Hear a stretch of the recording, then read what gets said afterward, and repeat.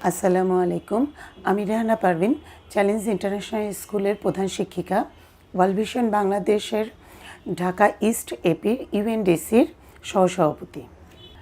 নারীবাদী বলতে আমি বুঝি অন্যায়ের প্রতিবাদ করা, ন্যায় বিচার সুনিশ্চিত করার জন্য লড়াই করা, আত্মনির্ভরশীল হয়ে ওঠা, সর্বোপরি নারীর ক্ষমতায়ন নিশ্চিত করা। লিঙ্গ বৈষম্য বলতে আমার কাছে মনে হয় নারীদের নিজেদের জীবনের সিদ্ধান্ত নিজেদের নিতে দেওয়া হয় না, এবং এখনও সমাজ মনে করে যে নারীরা লেখাপড়া বেশি করলে বেয়াদব হয়ে উঠবে। আমার সবচেয়ে বড় উদ্বেগ হলো মেয়েরা যতই দক্ষ হোক, তাদের দক্ষতা নিয়ে সমাজ প্রশ্ন তোলে। তাদেরকে উচ্চশিক্ষায় শিক্ষিত হওয়ার পথে বা ক্যারিয়ার তৈরির পথে সমাজের সাথে সাথে পরিবারও প্রতিবন্ধকতা তৈরি করে। তাদেরকে বলা হয় বেশি লেখাপড়া করলে বিয়ে দেওয়া সম্ভব নয়। এই ধরনের মানসিকতা পরিবর্তন খুবই জরুরি।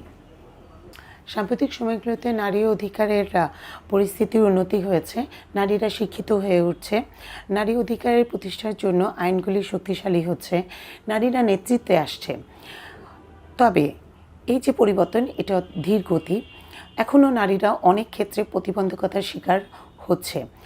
শিক্ষিত মেয়েরা নিজেদের অধিকার সম্পর্কে সচেতন হচ্ছে, কিন্তু ধর্মীয় গোঁড়ামি ও কুসংস্কারের কারণে অধিকাংশ নারী এখনও পিছিয়ে রয়েছে।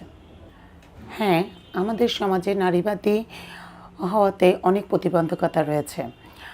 আমাদের সমাজে যখন আমি আমার ব্যক্তিগত জীবন থেকে বলতে পারি, যখন আমি বাল্যবিবাহ বন্ধ করতে গিয়েছি, পরিবার এবং সমাজের কাছ থেকে আমি বাধা পেয়েছি, এবং এরপরেও যখন উচ্চশিক্ষায় নারীদের শিক্ষিত করার জন্য তাদের সুন্দর স্বপ্ন দেখানোর চেষ্টা করেছি, এই পুরুষশাসিত সমাজে আমাকে চোখ রাঙানি সহ্য করতে হয়েছে।